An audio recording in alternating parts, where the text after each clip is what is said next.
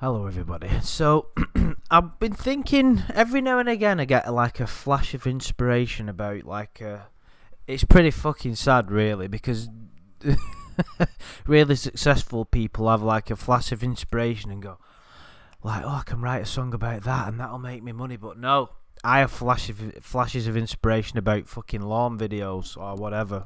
So, this is like I sort of wanted to explore the the whole thing that started off the Church of COD, which was the idea being behind it. It was trying to be like positive to say that no matter how bad things get, sort of remember or try and take comfort from the fact that you're not Lorne Armstrong,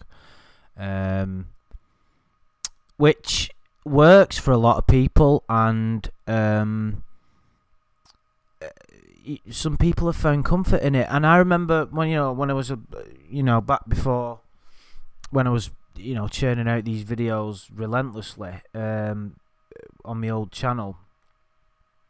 Every now and again, quite often people would leave messages on comments on the videos and say, this has like cheered me up. It's made me realise my own life isn't that shit after all.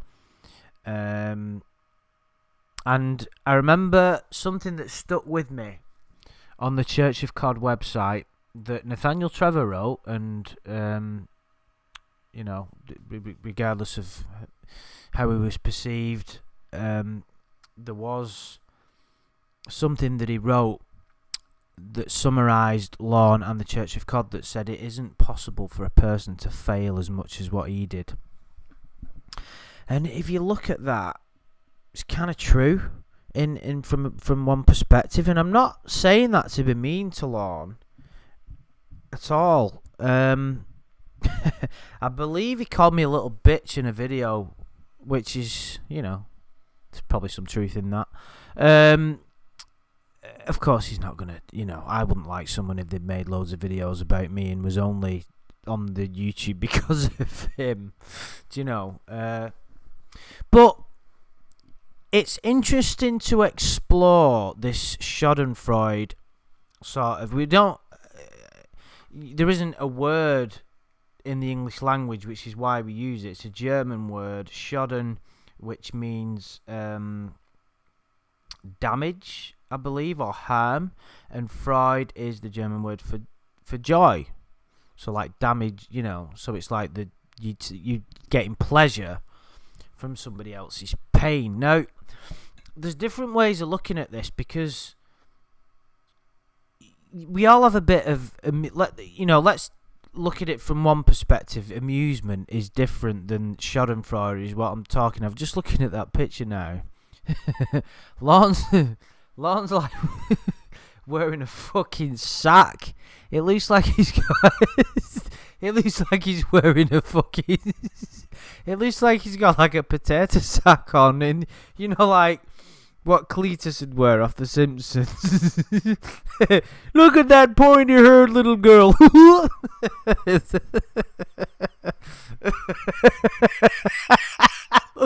that. That's how ironic that, I'm making a video about this particular concept and I'm doing it now. It's just funny, innit? So, where do we get? What does it mean? Where does it come from? Schadenfreude. Why do we find it comforting, and what reasons do we see it in the Lorne saga more than any others? Now, obviously, with the Lorne saga, I mean, do I really have to spell it out?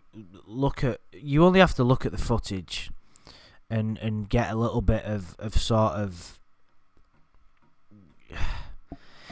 To see somebody fail like that after what he did, of course people are going to get pleasure from it.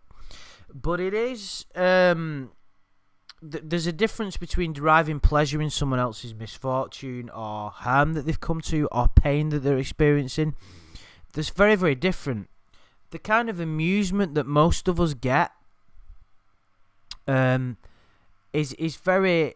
Some of it's light-hearted, because of how bashful he is and the language that he used and Mr. Penis and all that kind of stuff. The amount of entertainment and just comedy, the pure comedy that we've got just out of the uncut, just over the footage from the house alone. But if you look at the chat log and all the stuff that's happened since, the shitty interviews that he did, the Ramona stuff, all that kind of stuff. I mean, it's entertainment. It's like reality TV, isn't it? It's quite phenomenal what's happened, really. It was a fucking crazy ride, wasn't it? But if you taking amusement out of it and looking at the comedy value is one thing. What tends to happen with Lorne is, I've noticed a lot of people, and I know for a fact there are a lot of people that are heavily invested. Well, to what degree, I don't know. I don't really know that many people personally, but I do know that there are a lot of, because I've seen it in the comments, there are a lot of people in the TCAP community or whatever that use Lorne as an excuse as a vent and projecting their anger onto him. He's like the poster boy for sex offenders, and he's not even the worst one. So it goes from comedy to like anger. It's like there are a certain amount of people, and I'm not making any judgments because I would never say that I'm right. When I sort of said I don't feel too comfortable with the way the Ramona situation was going, there are certain people that have responded to what I said in a very respectful way and said, well, no, he can, he deserves everything that's coming to him. And obviously from one perspective, that's correct. But there's certain people that just blatantly refuse it. No, fucking that cunt can die as far as I'm concerned and all that. And I'm like, whoa, hang on a minute. Them are people with like, a lot of those have got a lot of anger inside them. And they see somebody like Lorne, and it just gives them an opportunity to throw hate. It's like, I was on Facebook the other day, and what flashed up now? I have like follow a lot of Noel Gallagher fan pages. And one of them, it was like someone who ran this, I think it was like the Noel Gallagher, the Good Rebel or something. Someone who followed the page, ran the page, posted a link to a story. What was it now? Something about Robert. You might not know him in the US. There's a British singer called Robbie Williams. And Liam and Noel Gallagher had they'd never really got on with the guy. They had like feuds with him, and it was something. The story was about Robbie Williams' feud with Noel Gallagher, or something, or Liam. I can't remember who specifically. But in the comments under the story, and there's only a few hundred people follow this page. It's not massively popular. Loads of people were like calling Robbie Williams. Like one person said, "Robbie is a cunt," and then the next one said, Robbie is a fat dancer from Take That, and underneath it was said, Robbie Williams is a loser and a pathetic excuse for. And I was like, hang on a minute, these guys are like, where's all this hatred come from? And I thought, just because like one of your supposed heroes, one of the Gallagher brothers, Noel or whatever, has fell out with this guy, you've automatically carried on that hatred just because they don't get on with him, but yet you're referring to him as a cunt and like massively insulting him. Like, how? I kind of felt sorry for them really, because I thought, how sort of harmful must that be to your life to carry around so much unnecessary bad feelings? It's like there's a mate of mine, well, I don't hang about with him anymore, he's a bit of a twat, but there's me calling him a twat, who's got the anger now. But when we were younger, he like had a massive like issue with Robbie Williams, right? It's really popular in England. And we was in a nightclub. I was only like fucking 21 or something. We were in this nightclub, and one of his songs came on, and I was a bit pissed, and I started dancing to it like you do in nightclubs. And he grabbed hold of me and said, "You can't dance to this. It's Robbie Williams. He's a cunt and all this." And I was like, and I nearly had a fight with him. I was like, "Don't tell me what to do." And he wasn't doing it because he was angry at me. He was doing it because he genuinely had that much hatred towards this guy, and I was like, where does that come from? And really, when you get down to it, if you've got a strong dislike for any other person that you've not even met, for a start, or without who's not personally affected you, if you've got a really strong hatred, then it's most of the time it's because of a failing in your own character. Like, why would you feel the need to have such strong emotions? I battle with it a lot at work. It's like I know it's an issue I've got to deal with. There are certain people that are egotistical, and I fucking hate it, but it's my issue to overcome. It's not my right to condemn anybody. So it's a challenge I face on a daily basis. It's not so much at my home social life, because I don't hang around with fucking idiots. I don't go out as much as I used to anyway, but the point is, this kind of hatred and anger towards other people, it's debilitating a lot of the times. Now, with Lorne, there's obviously a different perspective, isn't there? Because let's look at what he tried to do. He tried, and this is the thing you've got to remember, he tried to sleep with a 13-year-old girl. He attempted child molestation. Nobody knows with 100% certainty that he would have done that. I believe he would have done, and even he admitted it himself in the uncut footage, if you watch closely. However, he could always say, I never would have done anything, and nobody can prove 100%. I think, like I said, listen, we fucking know he would have done. But the point is, you don't know for certainty. He might have bottled it. He might have had a sudden enlightenment experience and got, oh my God, what the fuck am I doing? It's happened in the past with other people. It does happen in the world. Stranger things have happened at sea. So, but, of course, him attempting to do what he did quite rightly stirs up a lot of negative emotions in some people. When I say quite rightly, I mean it's normal. It's not right to have negative emotions towards anybody. When you get down to the bare bones of it, a person is only the product of his conditioning. Someone makes poor choices. Yes, they've got to be held responsible for them. Yes, it's their own life. Yes, they have to suffer the consequences of it. The way I like to look at it is, when a child is a year or 2 years old, that child doesn't want to become a bad person. It's a tough world out there. And I believe that when you are born, you inherit a certain amount of pain from... We're getting into like my spiritual stuff here, but I won't go into it too much. But I believe that we inherit a certain amount of pain from the collective and also from previous lives and things like that. Just humour me for a bit, guys.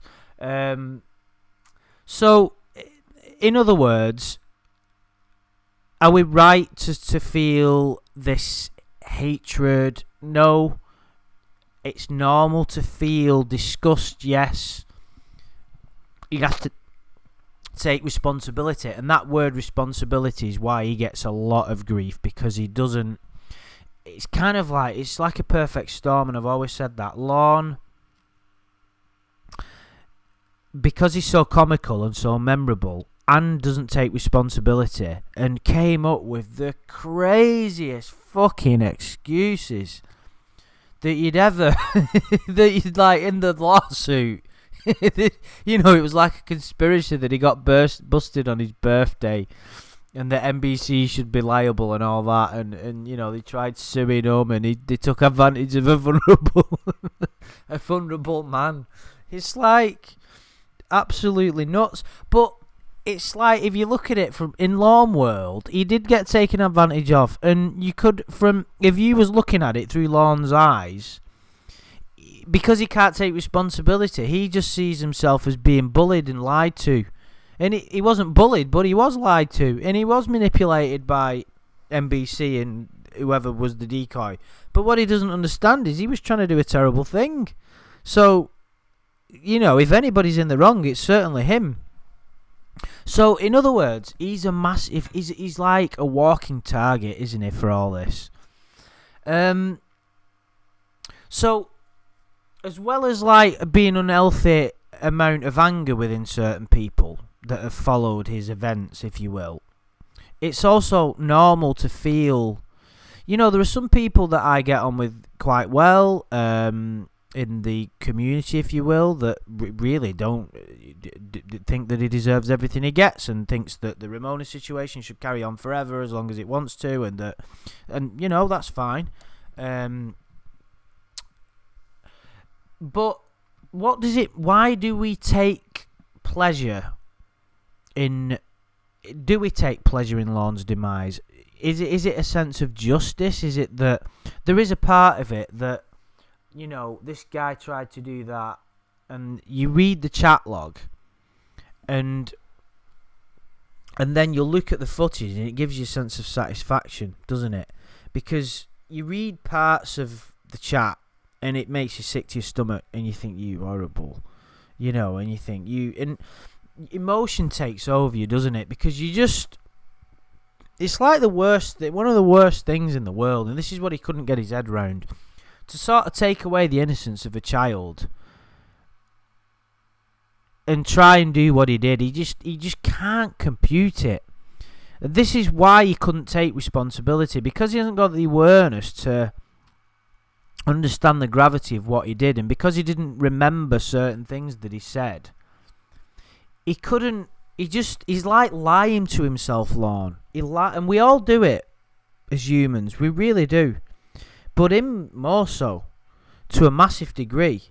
Lies to himself about what he did, what other people did to him, his relationships with his family. Everything is all orientated towards him being a victim of life. And the recent sort of podcast that we did, if you want to call it that, on Adam's channel with Base Sharman, and we went into a little bit. I think we made some good points about where did his victim mentality come from, and we kind of thought that maybe it was when Bunky nicked his toy and his dad didn't do anything about it. We kind of highlighted that as being a pivotal moment, because that was one story that he wanted to tell Ramona, wasn't it? It's like taking a child's toy and his dad didn't do anything about it, and then his dad abandoned him. It's like, wow, is that where all this came from? It's really interesting stuff. Yeah, it is. It's very interesting. So he sets himself up to be a big target, doesn't he? Continually. So when we take this pleasure in what happened to him, you've really got to examine yourself and say, why is it? Am I taking pleasure in another human's demise? Why is it? Is it because I like seeing a legal justice, and I get the satisfaction that way? Or is it because I like to revel in someone else's pain? And if you look at why we do that as humans, it's like an ego thing. It's like it can happen on a small scale and it happen on a big scale. It can be like you see someone slip outside on their ass, they bump their ass, and you laugh your head off. I know people like that. There used to be people at my school who'd like laugh at any wrongdoing, anything slightly unfortunate that happened to another person, and they'd be on the floor in hysterics. And I always used to think, what a twat. I never used to be like that. It always puzzled me.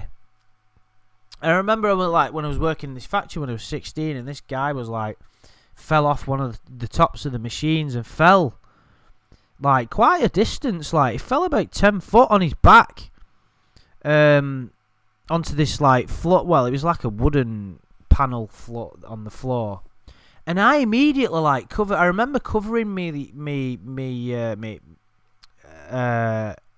mouth with my hands as it going. And another guy, he was same age as me, has just started. He was laughing his fucking head off, and I was I couldn't believe it. And I had to go. I was like, "What are you doing? He could be fucking broke his back, you twat." I just didn't quite understand it. So why is it that we do that? I've been looking into this, and it seems to be that obviously it's an ego thing. It makes you feel better if you have got insecurities and failings that you identify and you feel inferior. To see somebody else fail doesn't make it, that isolation and loneliness that you feel from that incompleteness, it then gets alleviated temporarily in spectacular fashion. So you whoa, hang on a minute, someone else experiences pain, someone else. And it happens at work, to me, in really small situations where somebody gets given a really big task and a project to do, and it's dead unpleasant, and it's not me that gets it, and I'm like, ha ha, that fucker got it. Especially when it's somebody that I don't like. Do you know what I mean? And it's like, yeah. And it's like, I have to examine myself every time that happens, because I think it's really important to do that. And you have to say, why am I doing, why do I feel like that? Because this is the thing, it's really important. And this is one of the things I do I try to, sometimes I don't.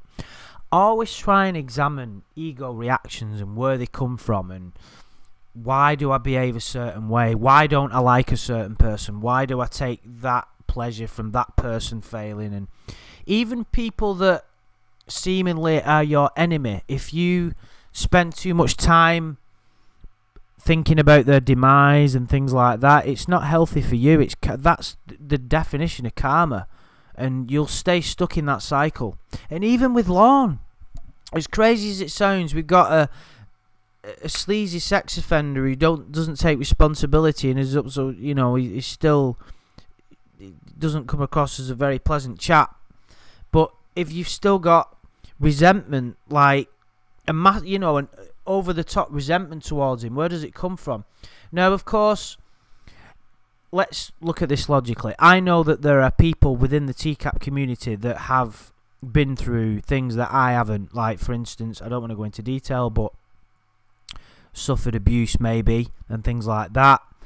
I'm not saying anything about those people. This isn't about them, because that's a whole nother issue, and their feelings are something that is a lot more complicated than this. So I'm not making any judgments about things like that, because I can't really. I know quite a bit about it from professional field and doing a lot of reading and things like that, but of course I would never profess to know anything that someone's been through that I haven't, so I'm not making any judgments about that.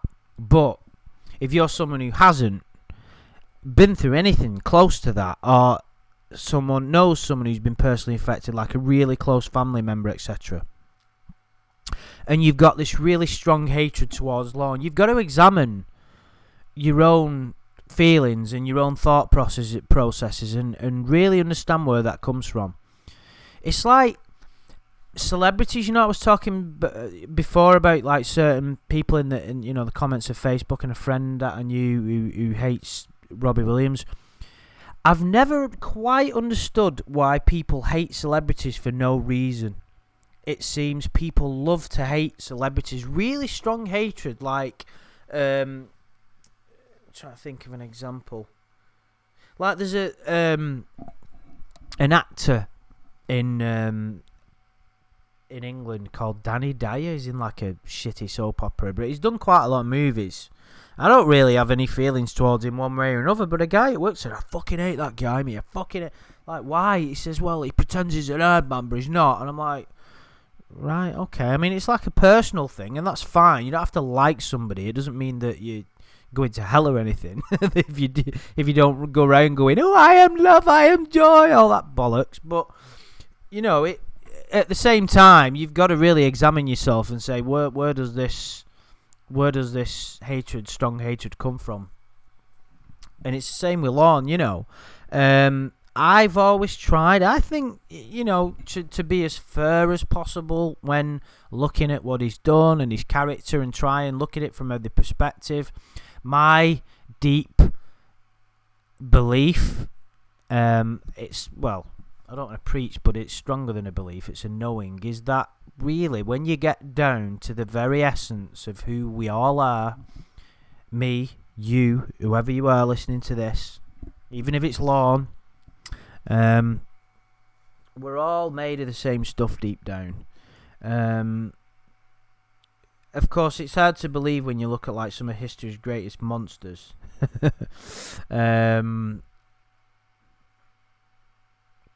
You know, you think they were born evil, and stuff like that. Everything has its place in the universe.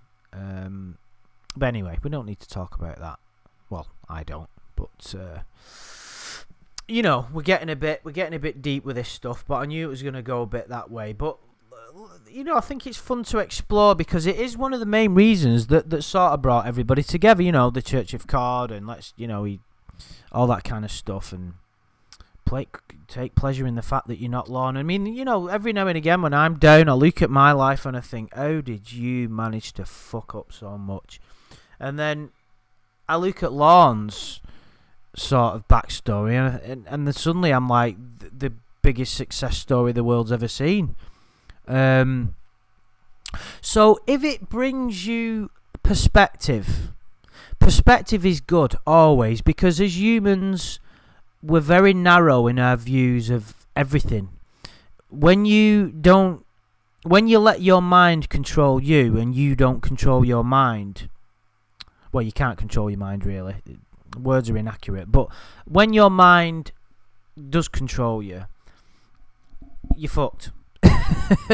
Because your mind's not very good at being a master. It's a good servant, it's a terrible master, and it will make judgments, incorrect judgments. It will have a very narrow view. It will see the world only from your own limited perspective. And that is true from both a positive outlook on your life. Let's say that you think you're the greatest guy in the world and that you're fantastic, and there's a massive overconfidence. It's like, I'm the greatest guy and I'm better than everybody. And yet you've got somebody else who hates himself, thinks he's shit, and everybody's better than him. There's not that much, although it may appear as it from looking at it from the outside, that those two people are very, very different. They're not very, very different at all. It's just different sides of the same coin. They're both very egotistical. The outwardly going confident person who seems overconfident, that confidence more often than not will come from a deep-rooted fear of not being good enough. So really, it's just no different than the person who hates himself. It's just that the guy who's got this overconfidence, he's found a way to mask it and to appear confident to other people. People who are truly confident in themselves don't have to advertise it every 5 minutes. They don't have to update Facebook every 10 minutes and tell people where they're eating, and tell people what the new trainers looks like, or where they're going with the girlfriend, and how many people they've got around the house and how popular they are. And truly confident people, most of the time you will see very little activity on social media. The ones that have to tell everybody they've got a great life, it's never as simple as that. So with Lorne, it's good that it can give you perspective, because you get so, if you're down, you think that your problems are the worst in the world, and your mind will torture you continually, and it can get you down, certainly. And when you think that things are really bad, and you look at Lorne's life, I don't want to be mean to the guy, as weird as that sounds.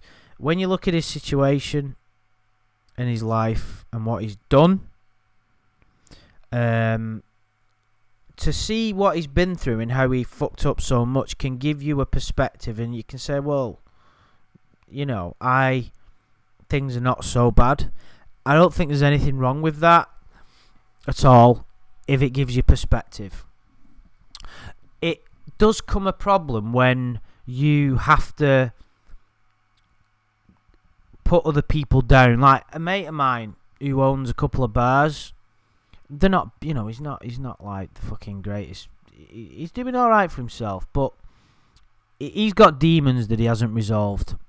He really has. And he, strangely enough, owning 2 bars. How does he deal with those demons? Yep, you guessed it, by drinking. When he's not had a drink, he is one of the nicest guys you will ever meet. Incredibly funny, very generous. When he's had a drink, he can only survive through putting other people down, and I've been at the forefront of it. And because he knows me very well, he knows how to push my buttons. And I've had to walk away from him, and we've nearly fought sometimes. I don't try to stay away from him. Well, I don't go anywhere near him when he's had a drink now, because it only goes one way. But he can only feel good by putting other people down. And he surrounds himself with people that are less fortunate, shall we say, than he is, or have got less self-esteem than he is. So he can always feel better about himself. Now, the problem with that is there's no growth. Because if you're not facing your demons and you're not expanding your horizons, you're not going to grow as a person. And that's what it's all about. You're raising your level of consciousness. It doesn't matter how much money you've got. That's irrelevant. Well, relatively important. True growth is inward, not outward. It doesn't matter if you've completely fucked up in your sort of outer purpose, as long as you're successful in your inward purpose, which is to reach enlightenment, if you want to put it that way, or growing consciousness, if you want to say it that way. I think, and I've always done this, anybody that is a follower of my videos, I know there's still a few around, will know that I've always examined what I've done in the videos and try and look at it as analytically as possible and as fair as possible. I've always questioned whether it was like the right thing to do. I'm still not fucking convinced. Really? Because as bizarre as it is, I don't wish Lorne any specific harm. I don't wish him any pain. He's capable of creating his own.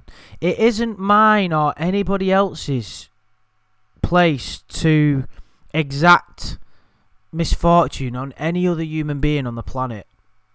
The universe will sort that person out, and sometimes it might not appear so, but trust me, it will. And the thing is as well, this is something I've sort of come to realise, is naturally as a person you think and there will be a part of everybody like this, you think you're like the greatest person and that everybody else is wrong, and you think of yourself as a really nice guy and all that, or girl or whatever. And I'm not saying you're not, but certainly I've always considered myself a nice guy. But when I started getting into spirituality and stuff like that, I realised I'm nowhere near as nice a guy as I thought I was. I made too many judgments about people. I dismissed people too easily as just being, that guy's an arsehole, that girl's a fucking bitch. Things like that I knew nothing about. And then I realised that my interpretations of these people were just totally fucking incorrect. And I made snap judgments about people. And when we're younger, we do that. And it's about getting older and becoming wiser, isn't it? So it's always a learning curve, isn't it? And I've always questioned what I do, because I don't, I wouldn't want to. Lorne did what he did, doesn't accept responsibility. And I remember Sam Pendleton saying once when he did a video, or one of the Lorne radio things, and he said that if Lorne would take full responsibility for what he did, then, so be it, and everybody would walk away. And it'd be like beating a man when he's down. But because he didn't, it was like fair game. And that a lot of people cling to that. But you've got to examine it, because I think some people use that as an excuse to basically be a twat. I know that's the case for some. Not that many. So, yeah. We've gone on longer than I thought I was going to do. I will leave it there, guys. I really hope that you've enjoyed it. This video. I know I don't do too many of these anymore. But I know I've touched upon quite a lot of stuff there, and there might be some strong opinions. So If anybody would like to comment, I would appreciate it. And I will speak to you soon.